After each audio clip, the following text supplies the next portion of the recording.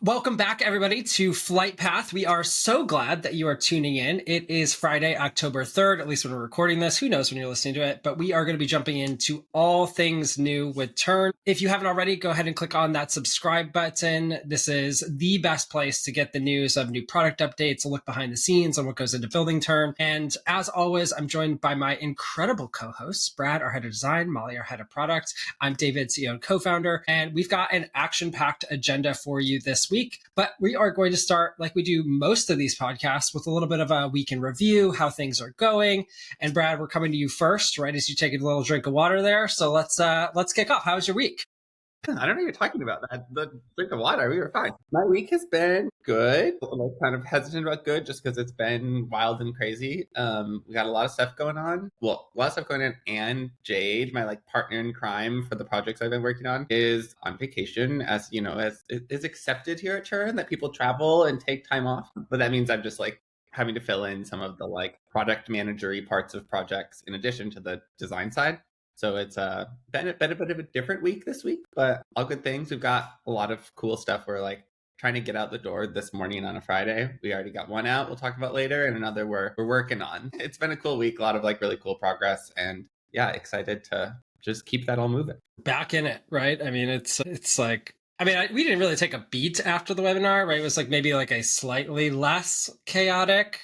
It was chaotic in a different way, as we'll talk about, but now it's like, okay, back in the groove, like counting down to the next webinar, like there's a lot going on. But Molly, how has your week been? I mean, I'm coming off of a big defeat this morning because we had our company like coffee and conversations, and it was a 2 truths and a lie situation. And I'm just like a really bad liar, and everyone just guessed it immediately, and it was horrible. So I got a fair amount of bullying on that meeting. So I'm still trying to recover from that. And you two were among the worst people who bullied me. So I'm also, like it's called a culture of feedback, Molly. It's a culture of feedback, right? But anyways, no, I had it was like, a really good week in a lot of ways. Like there's a lot of feedback coming in for new features. So it's a lot of like context switching and jumping around and helping support people like, oh, this new feature or this edge case, is it expected? Is it not? Is it something that we should improve? And it's been cool to see. One really big highlight is David Tilley, who a lot of you have met already of our listeners. He's a new kind of lead product manager on my product team. He's like owning his first feature, which will be global search. So it's like so cool to see him like leaning in and doing user research and working with Ursula and the engineering team to like figure out what the first version is. And it's just been like really fun to see him doing that. And then I've personally been like deep in kind of agency back office land, and also getting into the weeds of GDS integrations, like looking at how people are using Sabre and Amadeus. And let me tell you, you need to do that early in the morning when your brain works, because it's like wild seeing these agents booking things in the GDS. Like, it's like, I'm so impressed. Like our engineers on the call were just like, their jaws were dropped watching them like book a flight in like 30 seconds through the GDS. So yeah, some like really, really fun, like hard problems that I've been like wrapping my head around this week for sure. It has been so cool. Like just to echo that, I had a kind of catch up with David Tilley, and it was like really fun, like hearing like the global search and just getting his take, being like, you've done product at all these other organizations, but there's like something special about travel, and like it's just like, but it's also like hard, and there's a lot of complexity, and learning like our way of like 1 week cycles. But it is really fun just like watching the team grow and watching people be like, yeah, I'm going to take on a new project and figuring out this way of working. And yeah, the whole complexities of the back office is like pretty wild. I'll kind of round things out. My week has been a little bit of kind of a couple things. Like one of the big areas is like focusing on like the Spark, okay? Spark, can you hear that? She's like downstairs. Like, okay, I'm gonna shut my door really quickly because apparently, I don't know. I feel like the mic is like super sensitive today because like I don't know what's going on. But I have a dog, Spark, and she's very upset about whoever's trying to invade the house. She thinks that she can defend your house, by the way. She's like, she's obsessed, like hunting chipmunks. Like, I mean, goodness gracious, if the UPS person comes by, like it's the end of the world. So that's probably what's happening right now, if I had to guess. But sorry for that little interruption. But yeah, anyway, I think like a lot of this week has been focused on some of the growing pains, if we're being honest, right? Of like building this. I think we've talked about this on the R&D side a lot, but we had a pretty incredible webinar 2 weeks ago now. Many of you would have watched that. You've seen all the new features, and it has kind of done exactly what we were hoping to. Like the growth has been amazing. We've got new agencies that are launching. Like we've got, people who are trying Tern for the first time. We've got power users who are like using all these new features. What that has actually resulted in is 200% increase in the support volume that we forecasted for this time of year. So like we have a model, which is basically like, okay, based on how many users we expect to have and like the bunch of math, we're like, this is how many support tickets we think we'll have. We are double that right now. And so that has been frustrating for people, right? Like many of you, like if you've reached out, like our response times are not what they want them to be. We want to be adding more one-on-ones and we are trying to catch up. So I spent time this week in the queue answering questions, like which, kind of getting a sense of like what our support team deals with every day. And also, you have the highest CSAT rating? No, it's like, it is like, actually, it was like really, because we grade our support reps based on like, how fast they're responding, but also like that when you are asked to rate the like, how was the interaction, like, and you get the little smiley faces, like that's a core kind of performance thing that we look at. And I had mostly goods and greats, but I did get a couple like okays.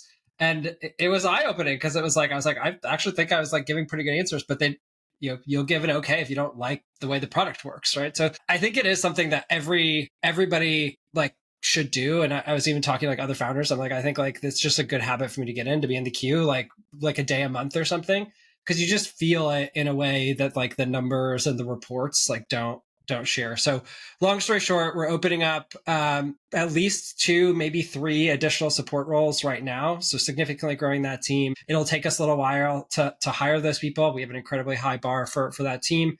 It'll take us a little while to fully ramp them, but just wanted to make sure. And we do expect that spike will subside as people get used to the new features, as we sort of address some of those common questions. But just want to acknowledge for this group and kind of the behind the scenes that like this is not responsiveness level. It's not the support level that we provided over the past week and a half that we aspire to. And we are like staffing up to fix that. And we're just like really grateful for your patience. And for those of you that have been like, hey, totally get it, this can wait. That really helps us. So that's been a big part of the week. The other kind of big exciting thing, and like you're sharing, this is sort of like a week ahead, but like haven't like, I don't think announced this to too many people, but my wife and I are actually expecting twins, which are our first and second kid in like early next year. And so that we're going to carve out a little time over the next, basically a week from now. And the following week, we'll do like a little baby moon to France. And so like, that'll be amazing. We're trying to sneak in a river cruise, which we've like always dreamed about, but you can't really do with kids. We're trying to get that in for the first time. So I might not be here. I'm almost certainly won't be here for the next 2 episodes. Nothing bad's happened. We're just trying to unplug a little bit and enjoy this brief period of quiet, I guess is what you can call our life as startup people. But anyway, that's the big update. You read the most important part, which is Ursula's filling in. And so we actually expect views to spike for the podcast because so many people love Ursula. So I mean, I was going to let that slide, just let people be surprised. We don't need to look at the data too much there, but it's like really been a tough week for my ego. Everyone's like excited about Ursula. I'm like, thank God she's replacing David on the podcast. CSAT on support's bad. I'm like, yeah, I just need a vacation. So I'm out. I also think it's hilarious that she made it basically through her entire pregnancy without revealing she was pregnant and, is now out as of this week after having her baby. And you're like months in advance, like, oh, by the way, everyone, we're having kids. So just I know. Different focus. It's cool. Different focus. Yeah, exactly. So, Katie is out, like welcomed their little baby girl to the world. And it's like so cute. And yes, so it's like, the Tern family's growing here. It's kind of crazy. But that's not what we're here to talk about. We're here to talk about products. So let's hard pivot back into that. Let's talk about what's new in the product. And Molly, you're kicking up with an update to payments, which we've been talking a lot about. Yes, and I know we've talked about our new payments model. We've talked about our philosophy for how we'll migrate like old trips using the old model to the new model a number of times, but I do think it's important to just reiterate it. So for those of you who don't know, who haven't listened before or are newer to the product, we used to have kind of an old way of tracking payments and using our credit card authorization flow. We've made a number of improvements to all of those core workflows.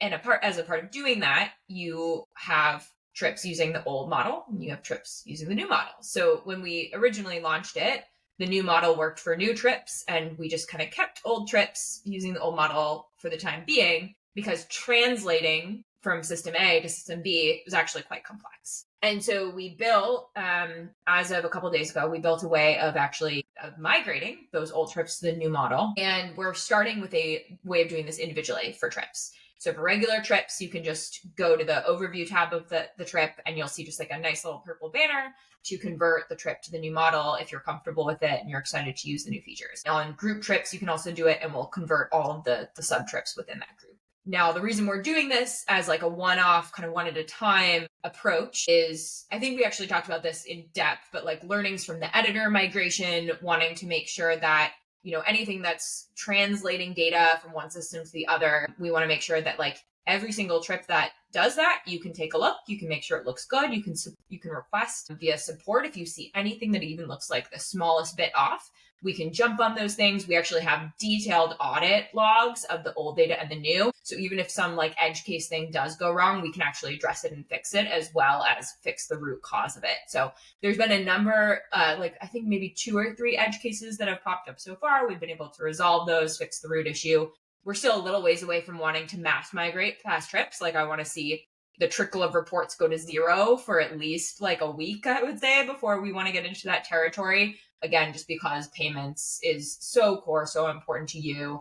And we want to make sure we're treating it really carefully. But so far, so good. Nothing like catastrophic, just like small edge cases here and there. People are very excited that the new payments model has like 50 new amazing features. That's an exaggeration, but like some really cool new stuff. So people are excited to move their trips over. I think, I don't remember if it was in Facebook or somewhere, I saw somebody post on the group level. They're like, you know, they're talking about like migrating the payments at the group level. And it was just one of those moments where you've sort of been following this, but I'm like just marveling at the engineering team, thinking about like, how do you manage at the group level all these implications across sub trips, all these different things, and like, how do you just make that like as easy as a click of a button? And it was just like, I was just like, just sat with that for a second. I was like, this is like really cool and like really hard, but like impressive. So far, so good. And so far, so good, right? Like, I think that's fantastic. And so they'll now, you know, to the point, like on any of your trips that are on the old model, it's like a purple banner, right? That shows up, and you can like just click that and it will sort of convert. And then we encourage you,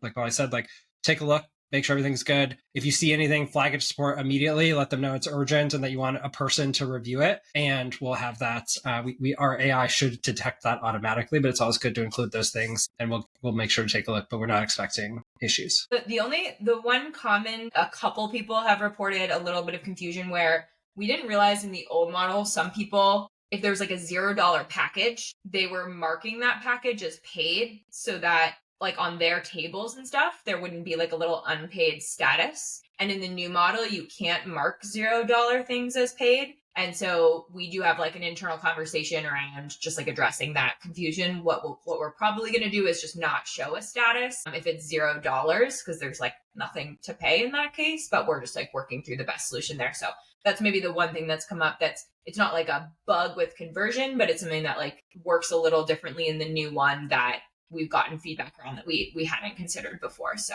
we'll probably have something for that like early next week. Love that. Moving on from payments. Well, actually, not really. I guess it's sort of related to payments, but it's a net new thing on top of payments, which we sort of teased, I think, last week, but didn't talk much about, which is a new way to manage deposits. And Brad, I think, may even demo this here for those people that are watching on YouTube or on the kind of Vimeo stream that we post on our website. So Brad, what's new in deposit land? Yeah, and actually, I'm going to start off by saying this is entirely related to what Molly was just talking about, because this feature only works if the trip is in the new payments approach. So if you don't see this right away, don't panic. Go update the trip to the new payments model, and then you'll see what we're about to talk about. And that new feature is when you have room options that you're presenting on a proposal, whether it's like for a group trip or just regular, trip you're sharing with your clients. If you're collecting a deposit for that item and you want to authorize a deposit, now you can set per room option, even per occupancy rate within that option, the deposit amount that will need to be authorized based on what your clients pick. I'll give a little visual aid as we talk through how this works. And It's going to take me a second to do this the quote unquote right way, but I think we've got it up on the screen now, if I can find it on my own screen. And just as a reminder, on lodging, under booking and pricing, you have a way to price things per room. This is not new. We've had this. Also, if the rooms are in what we call options mode, which you do on the rooms tab, you click make optional. You also have the option to price based on occupancy. And you've always been able to put in different prices based on occupancy and room. But the new thing is, if you set the payment schedule to deposit and final balance, now you have a deposit field for all of those individual rates. And so you can say, all right, for single occupancy, the deposit's this much, double, it's a different amount. The other thing that this also works for is if your pricing is per night. Right now, you can set a total deposit for the item. The deposit isn't nightly, but the overall price per night will still be multiplied by the number of nights. If you need another setting here, which is like, wait, make the deposit per night also, let us know. This is kind of the safer place to start for us when we're migrating things over from how things used to work with a single deposit, to make sure that we're not kind of messing anything up along the way. But if we need additional functionality here, as always, call it out. We know, these things aren't really up to you a lot of the times. It's in the contract you get from your hotel. So I'm happy to continue to iterate on this. But just to show you quickly how this works, you'll be able to share this with a client. And when they make a selection, they'll see exactly what to authorize. The easier thing to do for me in this quick little demo is to show, if you were making selections yourself, what this would look like. And it's easier for me to do this if I have travelers on the trip. So anything anyone wants to say? Well, I'm quickly pulling. I'm just impressed because David and I were oohing and eyeing, and you just keep. I know. Talking. You just we didn't even schedule. I was just like, Molly's like, ooh, and I'm like, I'm coming in with the right. I thought that was really cool. Maybe we can like have that pan, and then it was just like, yeah, this is my life. I just have to deal with this. From him at all. All right, look at that. That was the perfect amount of vamping. Here we go. I'll just show you. For double occupancy, say for room option 1, it's a $750 deposit. Right now, it says amount depending for deposit. If I make a selection over here, room option 1 for 2 travelers, that deposit should get updated to $750. Little drum roll situation. I don't know. How fancy are we being? And then we'll take a look at that over here. And we see there's now a deposit of $750 on this booking, and the final balance automatically calculated. So this is going to be huge. There were lots of clunky workarounds people were doing before, and selfishly, I'm going to a destination wedding event next week, and I knew this was going to come up. So I'm so glad I can tell people we fixed this and not have to hear the same feedback over and over and just say, yeah, we know, we're trying. We're working on it. And then, yeah, to Brad's point, like, I do feel like, especially with groups, it's like each time we make a big leap forward, it's like, oh, but then these 10 other cases, and we know there will continue to be other cases. So we're very excited. This will address so much that we've heard. And then, like, we know we'll have to keep adding There's more to it. There's always going to be more. So we're not done there, certainly, but people are going to freak out when they see it. They're going to be so excited. Yeah, maybe just quickly, basically, if you had something already set up in the new payment model for room options, and you had it set with deposit and final balance, basically what we've done when we introduced this is we copied that deposit amount into every rate that existed already on your item lodging item. So nothing should change in the traveler flow today. They're just seeing the same deposit that was in there. But now you can go in and adjust that up or down, for each rate if you want to. So cool. It makes so much sense. And that's exciting. I do think, just briefly as we close out that section, if you ignore the theatrics, Brad, you don't get to request more theatrics. So, if you don't respond to the ooh and ah, you don't get to be like, I need a drum roll, right? I think that's just it's a new flight path roll.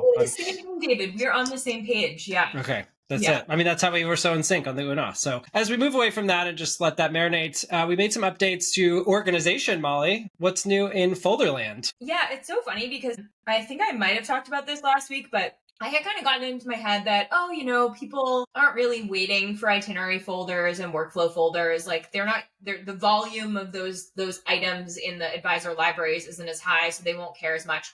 And I was at the conference and I asked with like a group of 90 advisors, like, oh, how many of you are like waiting for these new folder types? And every single hand went up. So people are still very excited about folders and seeing them everywhere in their library. And so very excited that we made our second to last step forward there. So folders are now in your itinerary templates. So you can organize them just like you would any other kind of library item type with folders.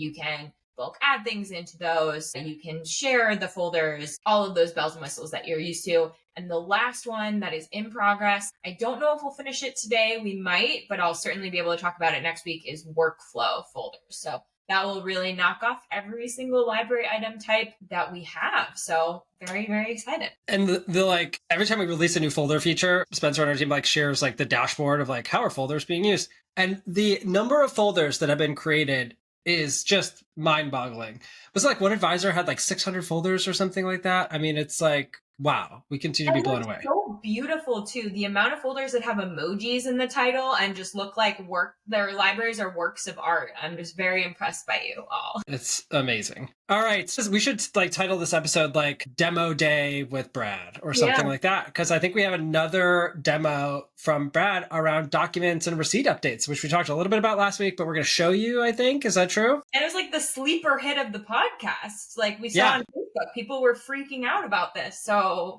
drum roll. Yeah, screaming in their car, which I always love when people post that. I'm like it's just funny imagining that. Like here we are just chatting and somebody's listening in their car, be like, yeah, folders or whatever it is. Like, wow. All right. Yeah. So we're back at it. And just as a reminder, there's a kind of a set of updates we're making to documents and receipts. And I want to like kind of lay them out. And we'll just talk about them in real time. So the first set of changes we're making is we're adding a documents tab to both packages and to insurance. So now, well, once this is live, we're trying to get it out today on Friday. We'll talk about why it might not get out today, but I want to like save that for the end of the talk track. Maybe it's out by the time you're listening to this. Hopefully it is. We're adding documents to packages. So now you can add any documents there, including receipts and other items. We're also adding a documents tab to insurance. And then fun fact about that, like the amount of people who want to be able to have like more structured insurance receipts different from like the policy that you're attaching from a credit card authorization standpoint is huge. So that's just... Yes, exactly. That is like kind of the impetus behind this whole change is like, oh, there's people want more than receipt type documents on these other things. Like, how do we support that?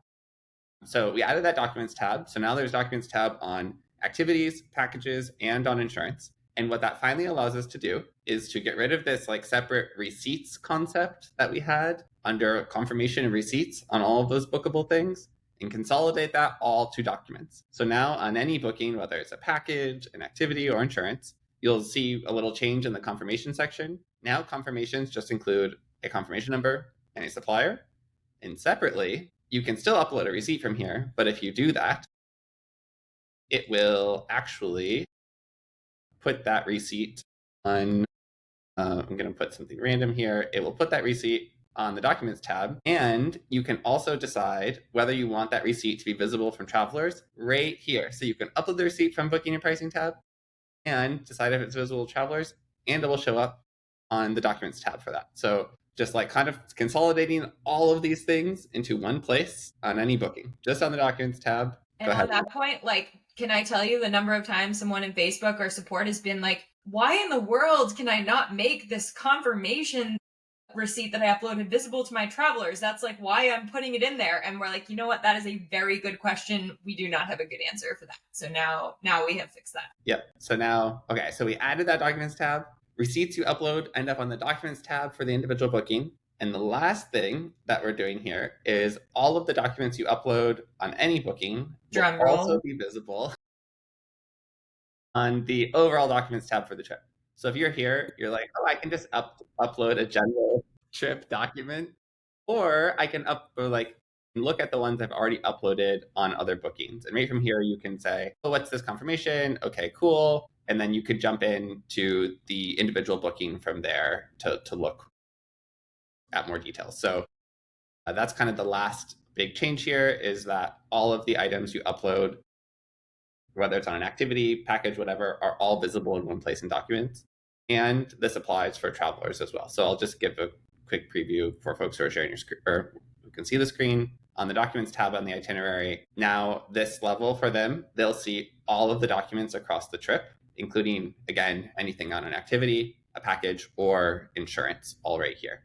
We're also doing some smart things to automatically filter out. Say you had documents on like an optional add-on and they declined that optional add-on. that document's not going to show up here anymore. And then we also had to add some extra logic if you have multiple itineraries you're proposing to make sure documents only relevant to a specific itinerary show up here in this place. So it's been a journey. We were like, oh, let's just like get rid of this duplicate receipts problem. And you can see how many changes we had to make to support that. I think people are going to find this so much easier to use, both for you and your clients. And I know we said this last week, but just once this rolls out, if you have been doing the whole, like, I'm going to upload receipts or things in both places, just be aware of that. You can remove that duplication because that's happening automatically now. So you don't have to do that horrific workaround. And then, of course, the visibility settings that you have set will always be respected. If you don't have something that's visible to travelers on an activity, it's not going to start showing up on the trip documents to that traveler. It's always respecting those visibility settings. This is like one of those where it's like, we haven't, I don't know, originally I think about like overhaul as like a big project, but like it is really going to transform the way that we manage documents. I mean, like now every single activity type, including insurance and packages, has a place for documents. You've got this like unified view, where as an advisor, you can see every document associated with the trip. And as like literally right now, we're like planning this trip. I'm like adding all the documents for our trip. And it's like so nice to be able to go in the app, be like, okay, cool. Like I'll see everything in one place and I can access it where I need it. The linkages are still there. So you have the context. It is, I think, it makes sense why people are screaming in their cars about it. Like it's pretty cool. Yeah. And Brad, why is it going to take so long? So part of a change like this includes what we call like a data migration, because we're actually changing kind of some of the underlying models, like the way the data is saved and organized behind the scenes. So before we had all of those receipts that you could upload on the booking and pricing tab that were separate from documents. In order to support this, basically we need to go and create an actual like document for each of those receipts, attach that receipt you previously uploaded to that document, make sure it's not visible to travelers. And we're not doing this manually. There's hundreds of thousands of these. So this is like kind of all happening behind the scenes right now. And we didn't realize that maybe the time it will take to automate that process, like for it actually to run, could be hours instead of minutes. So we started it maybe an hour and a half ago, and we'll see if we get it done by the end of the day. But basically what's happening right now is like we're copying all of those receipts, and they're probably already popping up on people's documents tab, like, oh, there's a new receipt here. Like this is my thing. But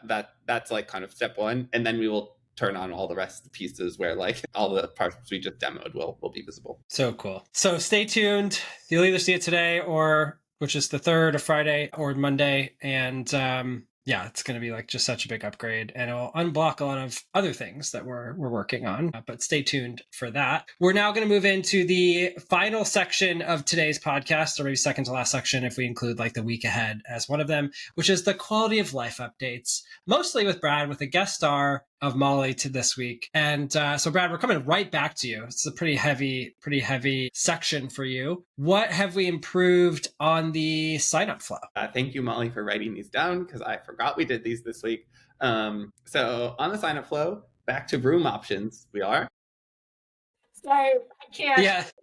Thanks, Molly. David did write them down. It wasn't me. His face was so accusatory, I couldn't go on. So. Whoever crafted this agenda, thank you for the reminder about these things. Okay, so another actually good update to room options in groups. So if you have per night pricing for room options, and you have what we call like flexible date ranges where travelers can pick which dates they want to stay at the hotel or resort that you're proposing, before we would just show the per night price. So we just say, this is $300 a night. And depending on if a traveler picked 1 or 5 nights, it didn't actually change. It wouldn't show them the like total price on that screen. They'd have to go to the authorization page or kind of submit it in order to see that. Basically, we added it so that now it actually features the total price and then still shows that per night price, but in real time, we'll calculate what that total will be. So shout out to Tyler on our engineering team who figured that one out. Yeah, I was gonna say, I was like, you guys, this would be so good to get done. We had this like big agency who it was like really tripping them up. I found it super confusing, and like, oh, it's gonna be really gnarly. And Tyler just like did a spike on it, figured it out, got it done in just like a day. It was pretty cool. So definitely shout out. And another one that's going to be good for Evan and I to demo next week at the event we're going to. So keep racking up those wins. And then the last, maybe smaller, is this a pun, change that we made, is that we've changed some of the styles on mobile devices for when you're editing an activity. And so now there used to be like a ton of white space on both sides of the form. So if you're trying to make edits, you get like this much tiny little room to do anything. And now we actually appropriately fill that space on mobile. It seems small, but like it actually is kind of like a good step toward just making things easier to use on the go. I think your hand demos more than your web demos. Was big, now it's small. Yes. One day we'll talk about how much I use my hands when demoing and presenting. This is totally aside, but did I tell you something? Like emailed me or after like one of the webinars, or emailed, maybe it was Ellen, and it got forwarded to me. And it's like, David uses hands way too much in demos. And it's extremely distracting. And like, I was like, okay, that's fair. I have not taken that feedback. I continue to use the flailing hands, but anyway, we're moving on. Molly, we fixed some bugs this week. We did. So I'm trying to think of the best way to even talk about this one. It turns out that knowing what payments to show as due in different situations is so hard. Like, it's one of those things that you don't really think about it until a user kind of reports like, why am I seeing this like payment here? It's for a rejected itinerary, or it's for an item that I deleted, or it's actually like a trip that is in the past, or like there's just actually just so many cases where you might have a item that has a payment due date that is not marked as paid, but you don't care. And so we've gotten like a couple different pieces of feedback around various parts of the dashboard where we want to give you like a peek into what are the payments that are coming up as due. And there's also a section that has like your traveling trips or your trips that are coming up. And we have, Ursula's favorite term, like those little chips where you can like see on that item itself, like here's the number of payments that are due for this trip. You can click through directly from that to the trip. So anyways, there was like a few cases that we missed basically that people called out, and we'll continue to knock those off if we see any other edge cases like that. There was also this weird bug where in certain cases, when you were pulling in cruise templates to your itinerary, it wasn't setting the date automatically on the cruise. So you had to set it manually. And then if you pulled in like a lodging, that then wasn't picking up the date. So it was just creating a little bit of extra work. So we fixed that. And then there was also a mobile app fix for images for activities within option blocks to make sure they were showing up correctly. Good week to kind of polish up some of those things and cases that were reported by our users. So cool. It's been a good week. Like a lot of progress. I was like just thinking like sort of how our cadence evolves around these like launch events. And it's kind of like, we sort of take the wraps off these like massive features. And then I feel like we kind of get back to like, okay, polish almost, right? Whether it's like making the app more responsive, whether it's like rethinking one of these like fundamental features like documents, or like updating and responding to feedback on these new things, and then it sort of builds back up to the like bigger features, right, that take longer to get going. And even behind the scenes this week, there's been a lot of laying the groundwork for some of those big things that we've got planned in Q4. So stay tuned. But let's wrap up with week ahead. Like what are folks thinking about for next week? Whoever heard the agenda, or this like it kind of trails off here a little bit. So we're going to come to Molly first. And what do you think about for next week, Molly? I'm still going to be pretty deep in some of the like agency back office. We're working on a project to basically support more like hierarchy in Tern. So today you can be a part of multiple agencies. So if like your host is on Tern from like a subscription management standpoint, you can be a part of their team and your seat can be paid for. And then if you're like agency owners on Tern and using us for commission reconciliation, they can do that. But there's no way to say like this host agency has this agency underneath and these agents underneath, and like commission all works and subscription management all works. And it's just like a consolidated hierarchy. And so there's a lot of implications with that across the entire product that I've been working through, and development is officially starting next week, which is really, really exciting. We also have some like fun agency features coming soon. So I'll be in testing mode for being able to send like an automated payment, like payout email to your agents when you use our little like pay your agents flow, which has been a top requested feature for a while. So people are going to be super excited about that. And I feel like I'm doing 500 other things, but I'll maybe stop there. Talk about That checks out. Yeah. That's like par for the course. Brad, what's your week looking like? Well, primarily, I will be in Mexico at a conference next week. I guess I can talk about. I'll be at Save the Date Live. If you're going to be there, I'll see you there. Evan and I are going to talk about, how Tern works for destination weddings and try and learn as much as we can from the community there also. And then trying to still do my normal job while there. We'll see how much time I actually have. This is a common theme for employees like Grace, who've been traveling, feels like every week since the users conference. She's like, guys, I have a marketing job to do. When do I have time? And yeah, I will probably be in a similar boat. But we're working on some integrations, and we should talk about when I can talk about who we're integrating with on the podcast. So details coming soon, but we're kicking off our first integration project. I don't know, David. I love that. Quite the expedition. Like the way you framed it at the users conference, right? You could say that we're heading out on an expedition. Like, We got another project coming up.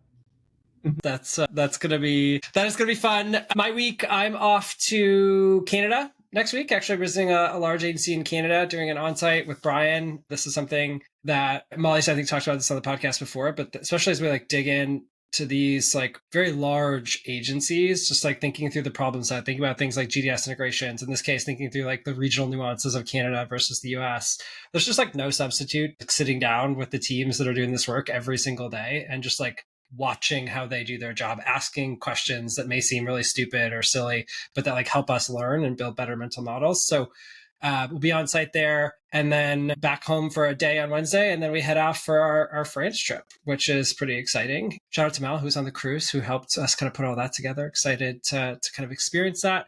But I'm going to try and largely unplug as much as that is possible. We have a new head of customer experience starting on Tuesday of next week, which is going to be really exciting. Abby is going to be joining the team to help level up everything from support to implementation and all those types of things. So at some point, maybe we'll have to have her introduce herself on the pod. It's going to be a busy week. It's basically what I'm saying, but it's going to be another good week. And I think that brings us to the end of this week's episode. So as always, thanks for tuning in. Thanks for making it this far. Let us know what you thought in the comments. Click on the like button if you're listening or watching on YouTube. Make sure you click on the subscribe wherever you're listening so you get these weekly updates. Next week, Ursula will be joining. If you haven't had the privilege of listening to Ursula, she's like hilarious, and it'll be nice for everyone to put a face to the name because we've talked about her many times on the design side. We'll see you then. Thanks, everyone. Thanks all.